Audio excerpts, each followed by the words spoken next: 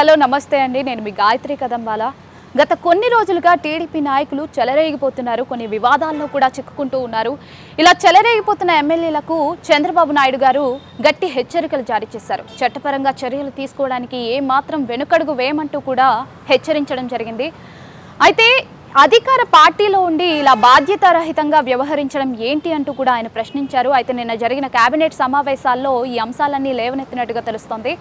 అయితే టీడీపీ నాయకులు ఎవరైనా పార్టీ లైన్ దాటి పార్టీకి నష్టం కలిగించేలా ఎవరైతే వ్యవహరిస్తారో వాళ్ళని వదులుకోవడానికి కూడా రెడీగా ఉన్నామంటూ కూడా స్పష్టం చేశారు. అయితే నిన్న శ్రీశైలంలో బుడ్డా రాజశేఖర్ రెడ్డి అటవీ అధికారులపై చేసిన దాడి కూడా ఎంత వివాదాస్పదమైందో మనందరికీ తెలిసిందే. అయితే ఆయన టైంలో మద్యం సేవించినట్టుగా కూడా గుర్తించారు. అయితే ఈ సంఘటనపై చంద్రబాబు నాయుడు, పవన్ కళ్యాణ్ ఇద్దరు కూడా స్పందించారు. చంద్రబాబు నాయుడు ఏమన్నారంటే ఆయన మీద కేసు నమోదు చేయాలి అంటూ కూడా ఆదేశించారు. అండ్ అటవీ శాఖ పవన్ కళ్యాణ్ది కాబట్టి ఆయన కూడా తీవ్రంగా స్పందించారు. ఆయన మీద కఠిన చర్యలు తీసుకోవాలంటూ కూడా ఆదేశించడం జరిగింది. అయితే ఈ బుడ్డా రాజశేఖర్తో పాటుగా ఇంకో జనసేన నేత కూడా ఉన్నట్టుగా తెలుస్తోంది. ఆయన మీద కూడా కేసు నమోదు చేశారు.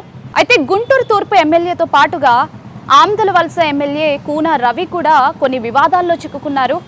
సో వాళ్ళతో పాటుగా ఇద్దరు నెల్లూరు ఎమ్మెల్యేలు కూడా రౌడీ షీటర్లకి పెరోల్ ఇప్పించినట్లుగా గుర్తించారు. మొత్తంగా చూస్తూ ఉంటే 6 ఎమ్మెల్యేలను హెచ్చరించినట్టుగా తెలుస్తోంది. అయితే కొంతమంది ఏమంటున్నారంటే వీళ్ళని హెచ్చరించి వదిలేస్తే అవి రిపీట్ చేస్తూనే ఉంటారు, సో వీళ్ళని పార్టీ నుండి సస్పెండ్ చేయాలి అంటూ కూడా వాళ్ళు కోరుతూ ఉన్నారు.